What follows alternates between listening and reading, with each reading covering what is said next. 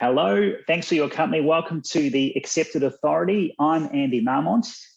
And I'm Greg Roworth. And as always on this podcast, we're going to talk about how to attract ideal clients and build a more valuable consulting business. So this week, we've got, the topic is around referrals. And we know that generating referrals in our consulting business is probably still the number one source of growth for a lot of firms out there at the moment. However, I think it's misunderstood, and it's a topic that we'd love to explore and share our own experiences with. What's worked, how do you do it, what not to do, and come up with some sort of consensus. So, yeah, I might throw it to you, Greg, and you can help sort of paint the picture about what that means for you, and we can get it going. Yeah, thanks, Andy. I think referrals in some ways are a two-edged sword for consulting firms, because, our best clients typically come from a referral. And the reason for that is there's a fair bit of trust embedded in that process. We typically get referrals from people who know us and know us well. Sometimes our best clients who have a really intimate involvement with what we do and what we've done for them. So a referral from a source like that is gold. And wouldn't it be great if we got those every day? But I think that's the edge on the sword, is that we don't really tend to have a lot of control over that process of getting referrals. Maybe there are some systems that you can talk about that you've used that assist that, but to me, a lot of consulting firms actually have an over-reliance on referrals because they haven't been great at creating other marketing approaches and systems. So, we're not here really to talk about that today, but I think that can be a default. But again, within that referral process, there are some opportunities to create systems to generate more referrals consistently. And I think that's probably something you've got some expertise in. So, I'll throw it back to you and perhaps you can talk about that. Thanks, Greg. Yeah, I think that's a good point. We have to acknowledge that referrals is not a scalable strategy. We can't predict and put our business of the next 12 months and say, well, if we've just got referrals, we're going to grow. So that's the first thing to consider.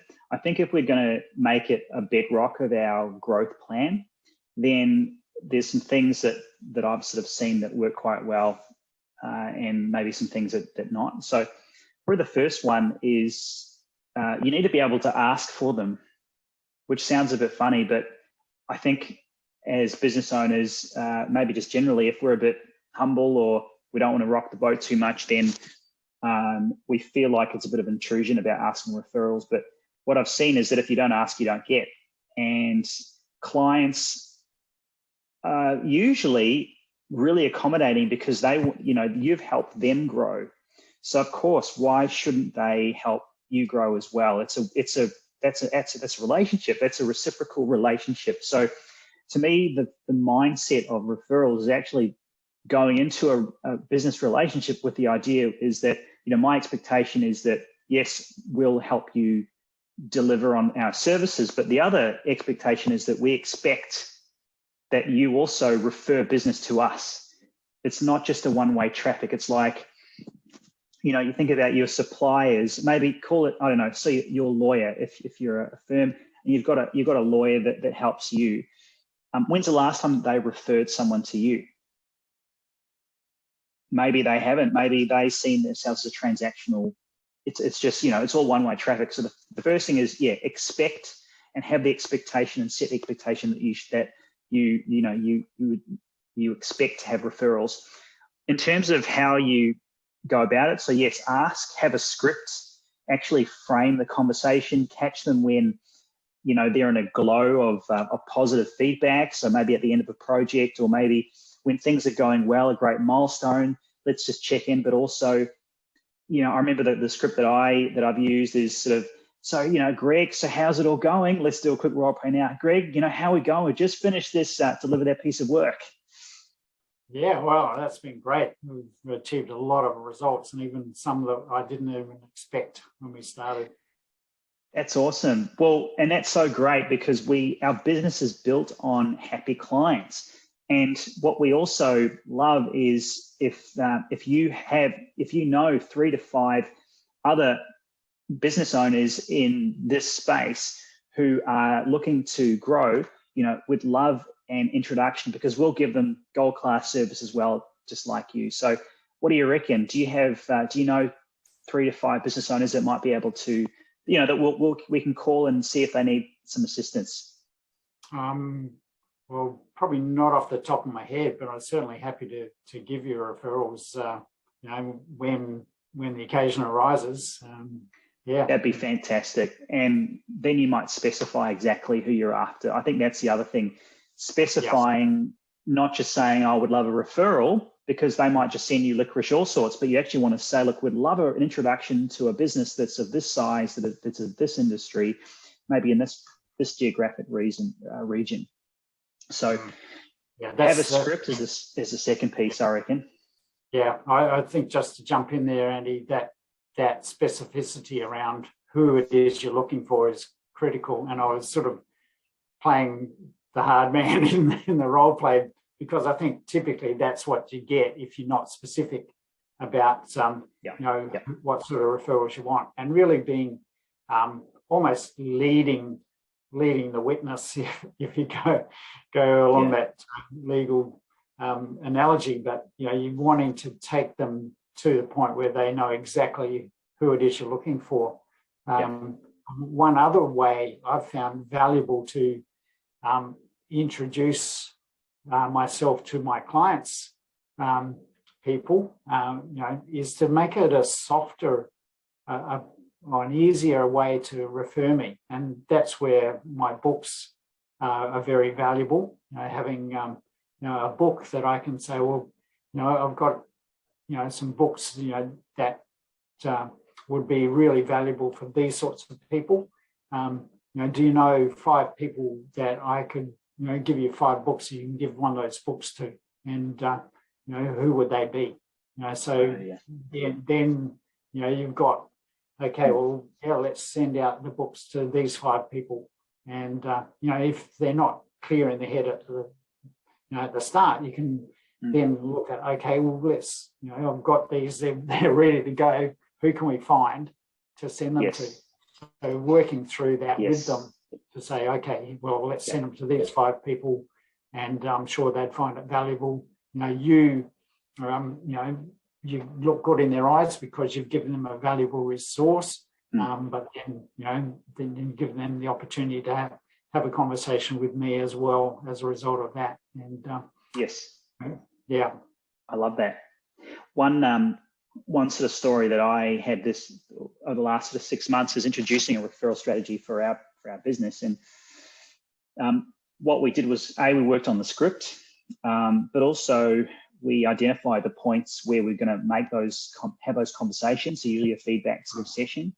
And I think the last piece around the referral was actually, I realized that my team needed to know about the fact that we were going to do referrals, and how do we ask for them? Because quite often as the partner or the business owner, we get wrapped up in the idea of, well, I know, I've got that role. So I think a key distinction for me was actually presenting that opportunity for your team and say, look, let's make it a target. We want to generate 3 referrals a month or 5 referrals, and that leads to 1 or 3, opportunities, new projects. So if we're serious about putting it in our mix, we're not just going to say, I would love a referral, but we actually need to maybe dedicate or get someone within the group to have those conversations and ask for it. It shouldn't come from you as the partner. I just lost it. But I don't know if that was your end or my end, but no, it was me. I dropped out. Right. That's okay. We'll keep going. So just edit that bit out. So that's the idea. You want to have that, your team being across how to introduce a referral and make it a target within your own business. I mean, was that something that that you relied on when you're building your consulting businesses, Greg? How much of a role did that play? Yeah, that's very important. And this came up for me recently too with one of my clients, in that they found that they were the ones who had to generate all the business, and their team wasn't coming up with enough opportunities. And I think with consulting work, there's two aspects of it, and I often find this and talk to my clients about it specifically, that our focus tends to be on the work that we do. We get a project, we go in, do our work, and come back and report back to the client, and hope they're happy with the results. But the other aspect of it that is often neglected is the relationship we have with our clients. And that relationship, doesn't just apply to us, but it applies to our team as well, in that, they need to see that, we're doing more than just projects for clients. We're working with clients, and, long term, our relationship with the client is what's important, because we, typically want more than just one project with any client. There's a lot of work we can do for clients in a lot of, in most scenarios as consultants.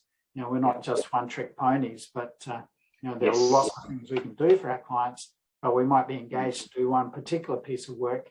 But our job when we're there, and particularly the team that are at the coalface, is to be looking at what are the other opportunities that we can see to help our clients. What are the other people that we're working with saying about what else isn't working for them? What are the challenges they have? What are the struggles that they're battling with that we can assist with, and make sure that they're at least being reported back to us, or or ideally being spoken about with the people they're working about, so that the person who's able to make decisions gets that feedback that here's the next project that we need to get these guys involved with. So I think that's an important point that you raised. Getting your team involved in building the environment for referrals to happen, at least even if they're not directly responsible for making that happen. But definitely. And would love to hear your thoughts watching or listening. Have you implemented a referral strategy, and if so, how did it go? And has it been successful? What's been the thing that's made it fall down? Or what's your approach? Because the one thing we talked about at the start was that we don't want to rely on just referrals to grow our business, because we're going to get to a stagnant point. I had a conversation a couple of weeks ago with an owner of a consulting firm, growing rapidly, really had tremendous growth. And but he said to me, look, I've got as far as I can go using my networks and using my own, using referrals. But there's a point where I need some external help, as an example. So just think about what's your mix. Referrals should be definitely, or consider that referrals are a mix, a part of your growth strategy, and an important part, but they shouldn't just be the only thing. So would love to hear your thoughts about your approach. Do you make it the center of everything, or do you have it, is it 20% of your new business? So what I might do is we'll wrap that up there. I think it was a great conversation, Greg, so thank you. So this has been the Accepted Authority. As always, we'll see you again next week. But Greg, where can we find you? As always, the easiest place to find me is on LinkedIn. Just search for Greg Roworth, or go to my website, businessflightpath.com. Awesome. And for me, you can find me on LinkedIn at Andy Marmont or concurve.com.au. Well, thanks again for watching and listening, and we'll see you next time. Thanks, Andy.